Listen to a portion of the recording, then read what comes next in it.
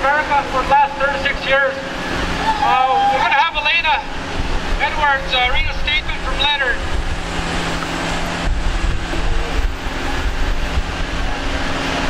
Share these words from Leonard.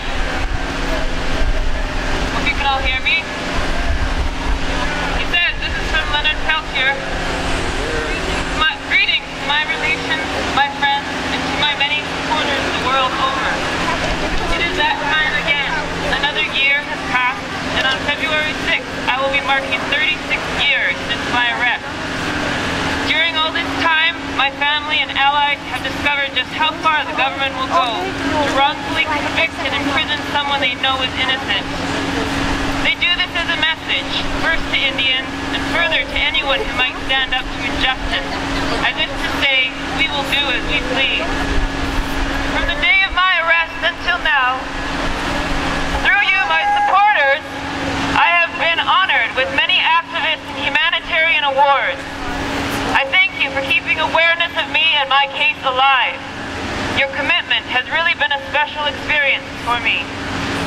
In addition, many celebrities, political figures, and organizations have called for my release, including 55 members of Congress. This last November, the National Congress of American Indians passed a permanent resolution calling for my release. Well, let's hope it's not that permanent. The NCAI has committed to being directly involved with my case so that the message from Washington to Indian people does not remain, we will do as we please. Still, despite all this attention and with all the leaders and people of conscience calling for my release, I have been kept in this iron cage. They have even kept me longer than their own laws say they can, with evidence corroborating that I did not receive a fair trial, with proof of government misconduct, with admissions by government officials that they do not know who killed those two agents that day at the Jumping Bull property. Here I sit. We will do as we please.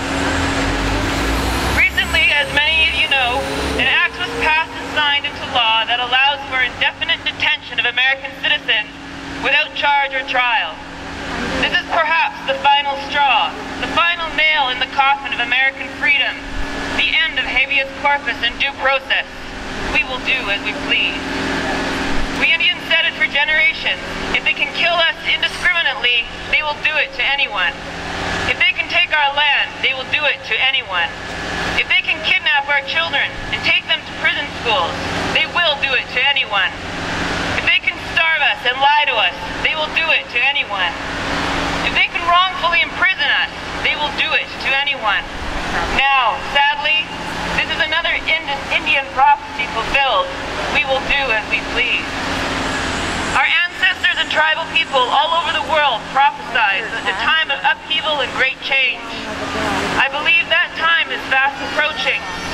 I believe a part of this is the government's ongoing overreach of its authority until the people rise up and tell Washington, you will not do as you please. We are not your slaves. We will not be subjugated. We will not be ruled by an iron fist. We will not allow you to steal our liberty or our justice. My friends, my relatives, my supporters, be a part of this latest, perhaps the last, Indian uprising. Make your voice heard. Be part of the brave movement to come, the movement that will change the course of human history. Make change and hope and peace and justice a part of your personal legacy. Be the change that you envision and know in your heart must take place. Do this, and on the day you take your last breath and prepare to meet Creator, you will know your life on this earth was well spent. Close your eyes knowing you use your breath and energy to Creator's good purpose. Smile as you cross over knowing you changed the world so that the next 7 generations can know a good life. Do these things and know that I am with you. I will embrace you as my relations in this life or the next. Mitukyo Oyusen, in the spirit of Crazy Horse, Leonard Peltier. Yeah, I'd like to introduce Gary Botting. He's an extradition lawyer. He's going to talk on the legal issues of Leonard Peltier. And here he is. Thank you, Barry. Yes, legal issues of Leonard Peltier. His case has changed the law in many ways, and it has to do with corruption and with false affidavits that were drafted by the FBI back in 1976 that were used to railroad him from the courts here in Vancouver down through the system into the United States.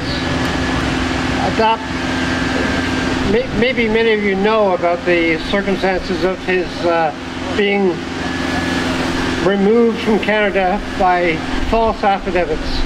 But basically it has to do with a woman by the name of Myrtle Poorbear, who was having difficulty raising her children and was threatened with removal of those children from her family. After the incident at Oglala, basically she was approached by the FBI and told that she had to sign a particular document. If she didn't sign, they would remove her children.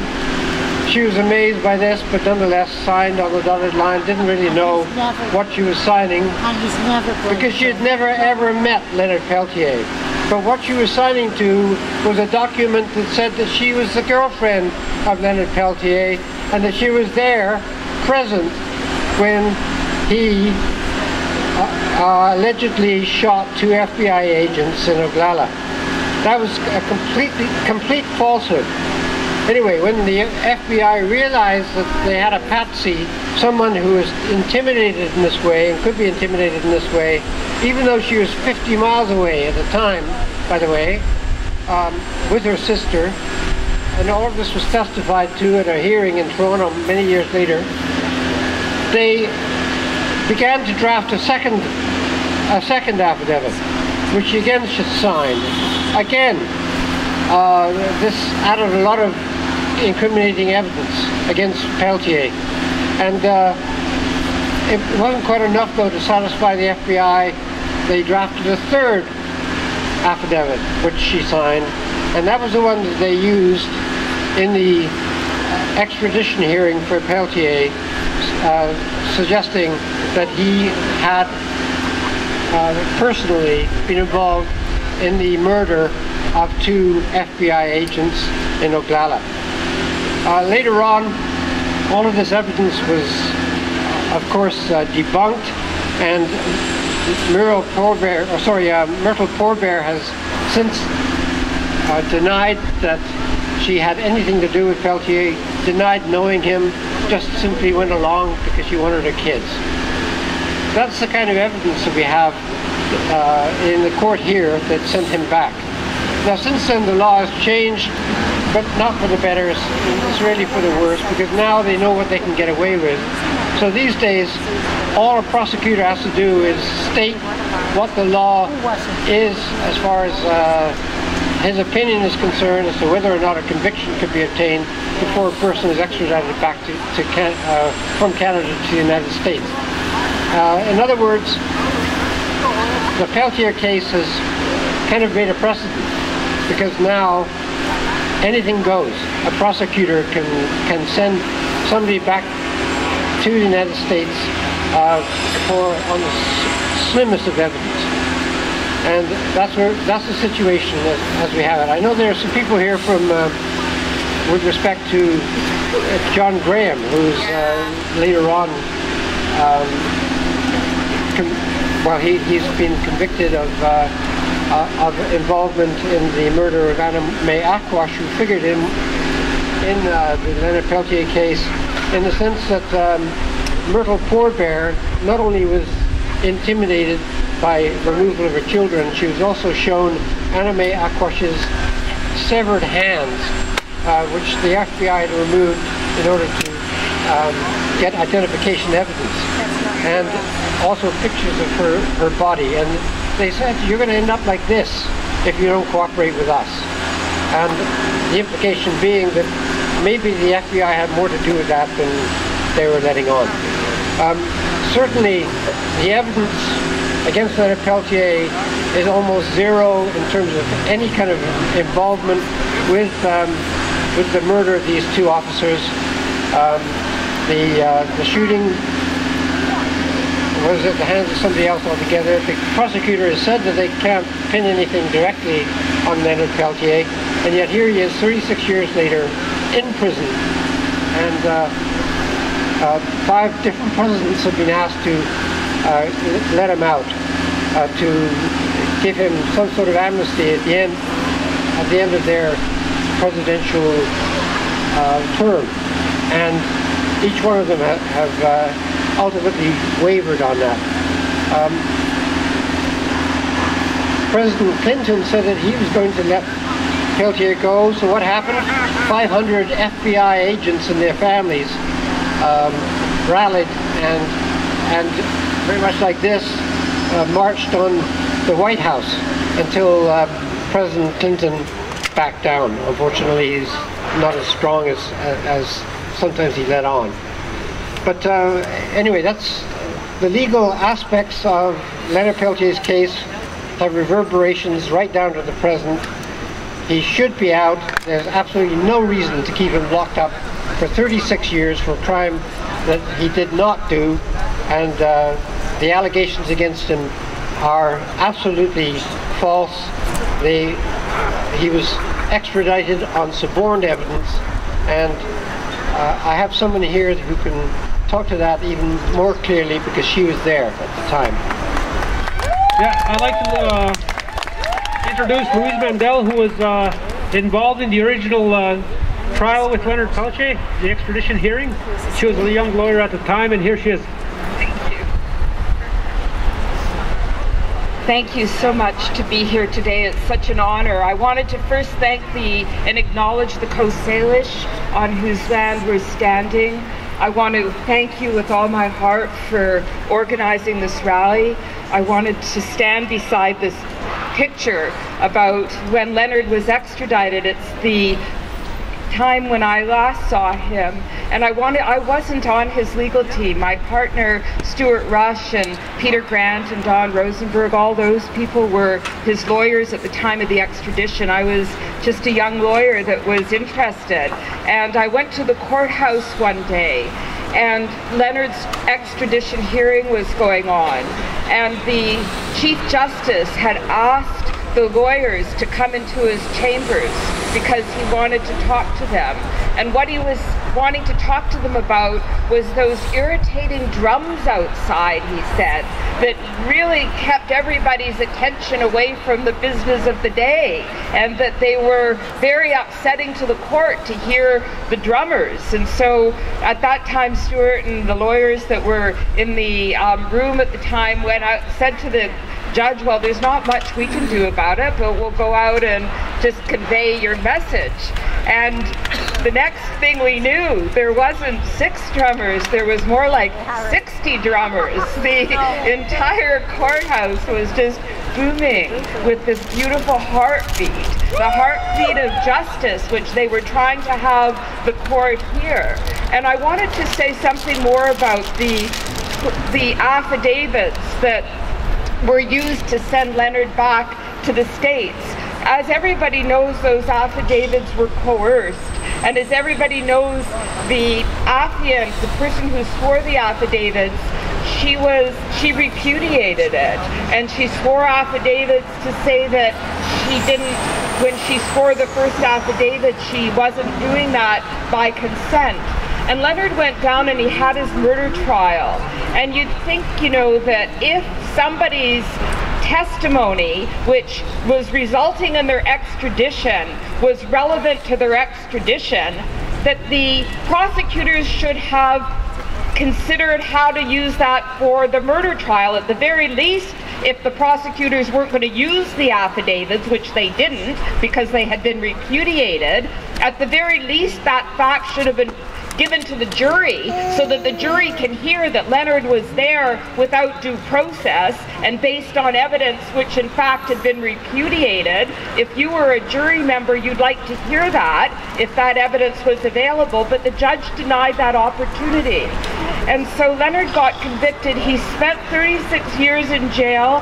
It may be the longest time, certainly that I know of any person who has been the fall guy for colonization, because denial is large-scale brutality, and the denial of Aboriginal title, and the denial of Indigenous laws, and the denial of Indigenous culture, and the denial of Indigenous people, and the denial of justice.